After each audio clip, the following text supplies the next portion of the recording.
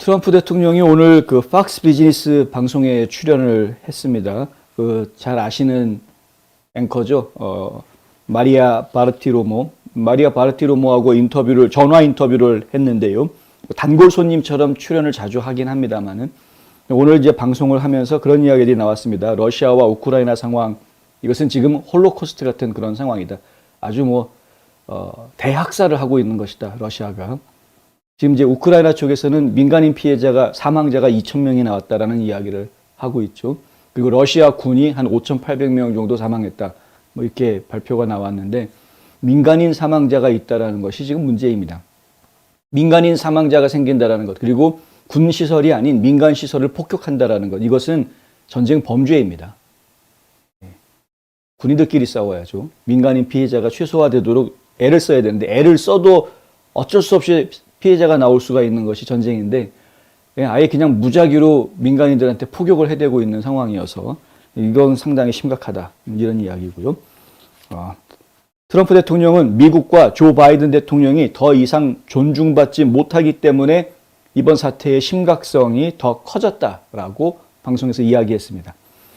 팍스 비즈니스의 마리아 바르티로모와의 인터뷰에서 러시아는 우크라이나 방위군과 가능하다고 생각했던 것보다 더 깊이 개입했다 하면서 적대 행위를 중단시키기 위해 지금 협상을 적기다라는 이야기도 지금 나왔습니다. 현재 일어나고 있는 것은 끔찍한 일이다. 여러분은 매일 밤 그것을 목격하고 있다. 우크라이나가 훨씬 더 큰 이웃 국가에 대항할 수 있었던 것은 부분적으로지만 트럼프가 대통령이었던 당시 행정부에서 무기들을 제공해 주었기 때문이다. 그 무기들 지금 전쟁에서 잘 요긴하게 쓰고 있다는 것이죠. 그것은 그렇게 좋아 보이지 않는 러시아와 평화협정을 맺을 수 있다는 것을 의미하기도 한다. 이런 이야기도 했습니다. 지금 이제 러시아 전차 부대를 대응해서 지금 우크라이나 군대에서 아주 요긴하게 사용하고 있는 제블린이라는 대전차 폭격기가 미사일이 있는데요. 어깨에다가 이렇게 메고 바추카포처럼 이렇게 쏘는 그런 대전차 미사일입니다. 첨단 무기입니다. 이게 지금 그 전차를 부수는데 상당히 큰 역할을 하는데요. 엘라바마주에서 만들고 있습니다. 엘라바마주에서 만든 것이 지금 이 우크라이나 전쟁에서 현재 지금 사용되고 있다. 이번에 이제 그 제블린의 역량이 아주 10분 발휘되고 있는 그런 상황이고요. 이 무기들을 지금 계속해서 공급해주고 있습니다, 미국에서. 무기들을 계속 지원받고 있는 우크라이나 국민들과 병사들이 아주 용맹하게 싸워주고 있는 상황에서 지금 러시아가 예상치 못한 대응에 지금 멈칫하고 있는 그런 상태다, 이런 보도들이 지금 나왔었죠. 그럼에도 불구하고 물론 러시아는 지금 무작위 폭격을 가하고 민간인 피해자들을 속출시키면서 그냥 계속 전진하고 있는 그런 상태이기도 합니다. 근데 이렇게 미국이 계속해서 무기를 지원해주고 있고 서방 국가들이 또한 무기를 계속 지원하고 있는 그런 상황에서 러시아와 좀 협상을 해야 될 적기이다, 이제 이런 얘기를 했습니다. 실제로 오늘 평화회담이 두 번째 평화회담이 개최된다. 첫 번째 만났을 때는 특별한 소득이 없이 그냥 각자 정부로 돌아가는 것으로 끝났는데, 이번 두 번째 만남에서는 뭔가 좀 더 구체적인 한 단계 더 진일보하는 협의점들이 나와줄 수 있을지 한번 지켜봐야 하겠고요. 트럼프는 협상을 성사시켜야 한다라고 아주 강조하고 있습니다. 그들은 사람들을 죽이는 것을 멈춰야 한다. 그들은 미국을 존중하지 않고 미국은 그것에 대해서 아무것도 하고 있지 않다, 이런 말도 했는데요. 사실 아무것도 하고 있지 않은 것은 아닙니다. 뭔가 하기는 하는데 그것이 이제 지금 약해 보인다라는 게 지금 문제죠. 트럼프는 또 미국이 그 역량을 개방하기보다는 매일 수십억 달러를 러시아 석유를 사들이는 데 쓰고 있고 러시아의 노력에 자금을 대고 있다라고 이야기합니다. 미친 짓이죠, 사실 이 부분은. 어제도 제가 보도해드렸습니다만은 지금 러시아에서 계속해서 지금 천연가스랑 석유를 계속해서 사들이고 있다는 겁니다, 미국이. 아니, 우크라이나에다가 무기 주고 러시아에다가 돈 갖다 주고, 뭐 하는 짓입니까, 이게? 그러니까 이건 정말 바이든 정부가 미친 짓을 하고 있는 것이다. 이런 것들이 지금, 이 전쟁의 참화가 더 커질 수밖에 없게 부추기고 있는 문제라는 것이죠. 아니, 경제 제재 그렇게 한다고 큰 소리 뻥뻥 치고 뭐 은행들 뭐 스위프트에서 몰아내고 러시아 지도부 인사들 전부 다 금융 제재하겠다. 뭐 아무리 그렇게 말로 하면 뭐랍니까? 정작 러시아에다 갖다 돈을 주고 있는데 미국이 그냥 우리 석유 파면 되는 건데 왜 그렇게 하여간 참 그렇죠.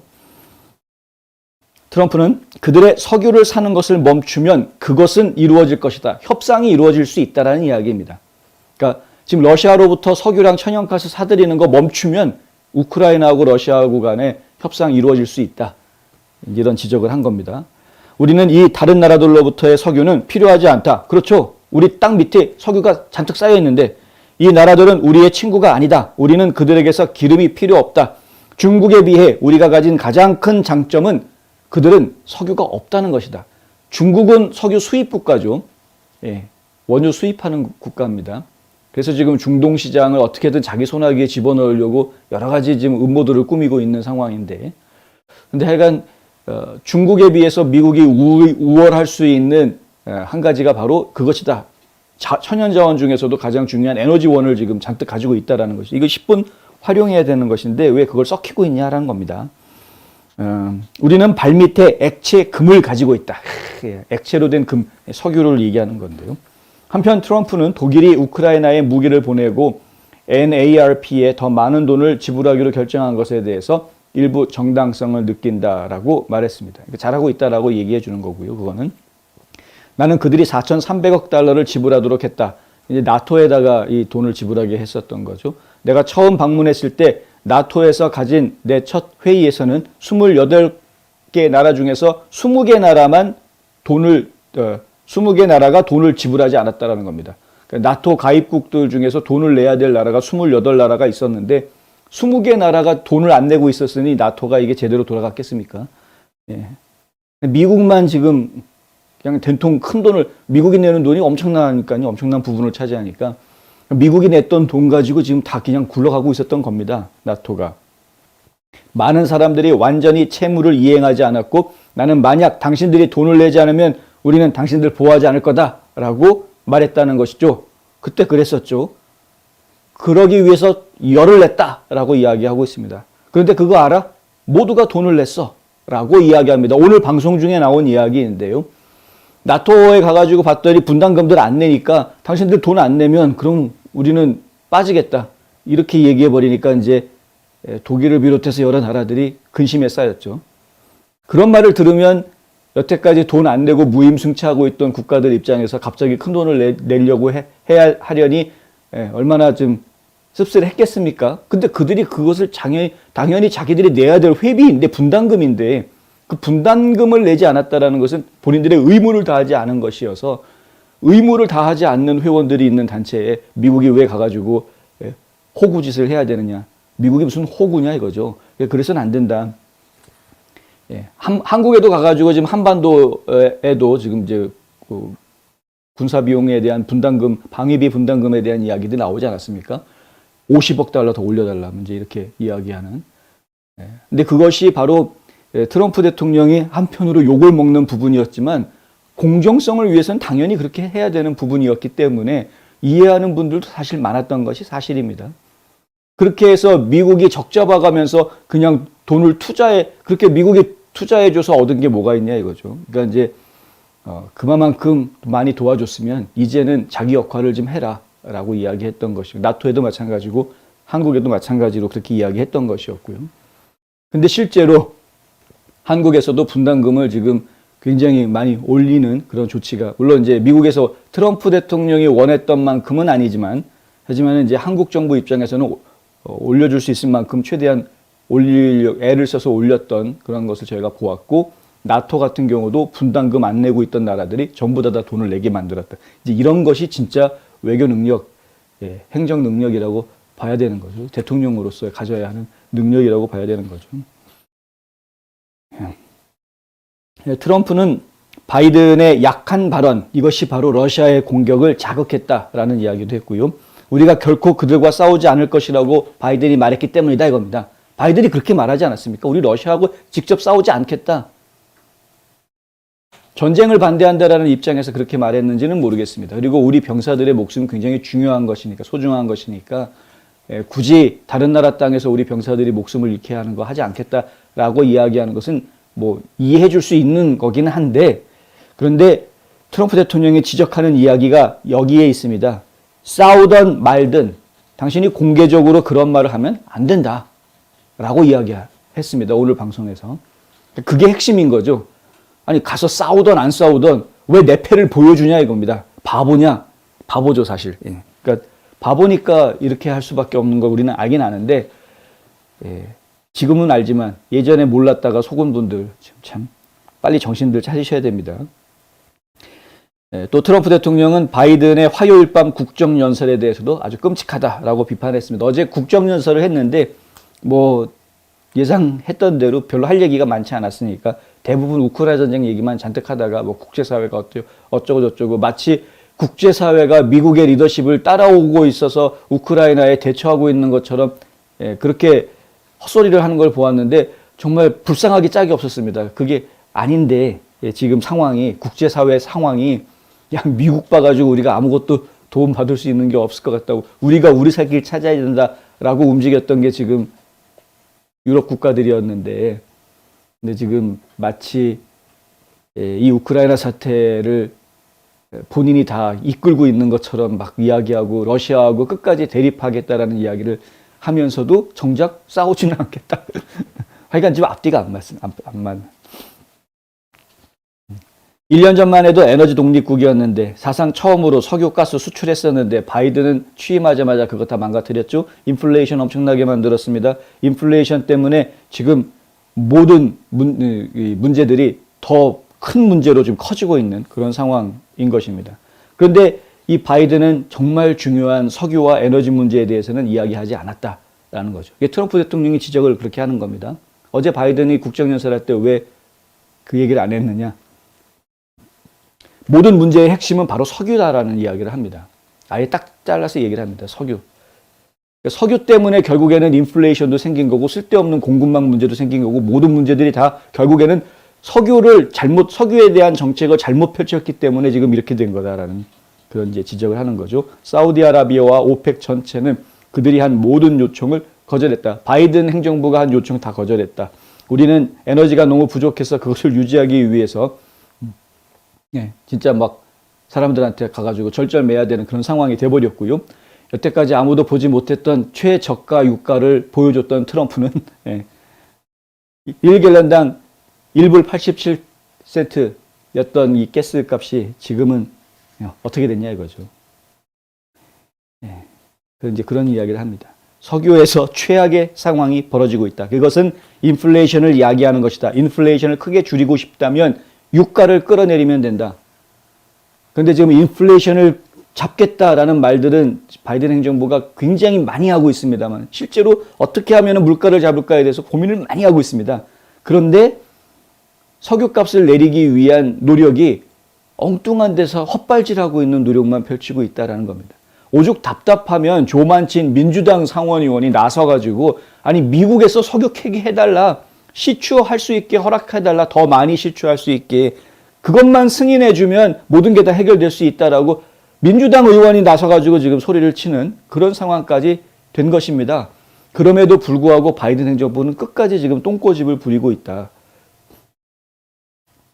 트럼프 대통령은 또 미국 지도자들이 우크라이나에 대해 무능하다, 아프가니스탄에 대해 약하다 이렇게 보기 때문에 중국이 결국에는 대만을 침공할 것이다 이런 이야기도 합니다. 뭐 이후에 좀 이따가 전해드리겠지만 중국은 국제사회가 러시아를 제재하는 것에 대해서 반대하고 있습니다. 중국이 어떤 생각을 가지고 있는지 빤히 보이는 것이죠. 그러면 트럼프 대통령은 아주 이전부터 계속해서 한동안 꽤 오래전부터 이런 이야기를 계속 해왔습니다. 중국이 어떻게 되는지 봐라. 올림픽 끝나고 나면은 중국이 어떻게 할지 봐라. 이거 계속 이야기했던 것이죠. 오늘 보도에 나온 내용 중에 보면 어떤 게 있냐면 시진핑이 푸틴한테 올림픽 시작할 때 만나지 않았습니까? 베이징 올림픽 시작할 때 푸틴과 시진핑이 만났을 때 시진핑이 푸틴한테 부탁을 했다는 거죠. 올림픽 끝난 다음에 쳐들어가도 그때 쳐들어가라. 전쟁 일으키려면 올림픽 중에는 전쟁을 일으키지 말아달라. 이렇게 얘기를 했다는 거죠. 그래서 올림픽이 끝나고 나서 며칠 안 돼가지고 바로 공격이 시작됐다라는 겁니다. 시진핑도 그러니까 푸틴하고 같이 호흡을 맞춰서 준비하고 있는 겁니다. 이건 뭐 확실한 겁니다. 그래서 우크라이나 사태가 어떻게 되느냐에 따라서 계획한 행동을 할지 아니면 전술이나 전략을 바꿔서 다른 행동을 할지 아니면 포기할지 이런 것들이 이제 영향을 줄 수 있게 되는 것인데 그런데 지금 그러한 다음에 벌어질 일들에 대한 생각을 과연 바이든 행정부가 제대로 하고 대비하고 있는 것인가 이 부분은 저희가 굉장히 우려스러운 상황이다 이런 것이죠. 트럼프 대통령은 오늘 방송에서 시 주석이 공교롭게도 높은 지능을 가진 사람이다. 중국 지도자가 850억 달러의 장비와 미국 시민을 남기고 항복한 아프가니스탄을 어떻게 떠났는지 보았다. 그리고 중국이 아프가니스탄에 들어가서 어떻게 그거를 야금야금 파먹고 있는지 또 우리는 보았습니다. 트럼프 대통령은 그는 이것이 그가 하고 싶었던 것, 즉 중국이 수십 년 동안 하고 싶었던 것을 할 수 있는 기회라고 보고 있다라고 이야기했습니다. 결국 트럼프 대통령은 시진핑이 대만을 침공할 것이다 라고 확신하고 있는 그런 모습을 보여주었고요. 그 부분에 대해서는 저희는 뭐 특별히 이견이 없습니다. 여러 가지 정황들이 보면은 시진핑이 결국에는 이제 대만을 침공할 것이다 라는 걸 저희가 좀 예상할 수 있는 상황입니다. 문제는 시진핑이 대만을 침공을 할 때 북한의 김정은이 과연 가만히 있겠는가 하는 부분이고요. 그리고 이란은 어떻게 움직일 것인가 하는 부분입니다. 지금 저희가 계속 관심을 가지고 지켜보아야 할 부분인데 그래서 결국에는 시진핑이든 북한이든 경고망동하지 않게끔 신호를 주기 위해서는 올바른 신호를 주기 위해서는 지금 미국이 바로 서야 하는 것이고 왜냐하면 아무리 유럽 열강들이 있다고 하더라도 미국만한 군사력이나 여러 가지 그 자원들을 가지고 있는 나라가 없기 때문에 미국 외에는 지금 러시아나 중국을 대항할 그런 용자가 지금 사실 없는 거나 마찬가지라서 그렇습니다. 그러니까 결국에는 러시아도 중국도 미국이 아주 단호한 모습을 보여주지 않으면 쉽지 않은 것이다. 지금처럼 겉으로는 막 제재하는 것처럼 얘기하면서 뒤로는 은근슬쩍 호박씨 까듯이 러시아 석유 사들이고 있는 이런 모습을 보여서는 결코 이들에게 올바른 메시지를 전달할 수 없는 것이다 라는 이야기죠.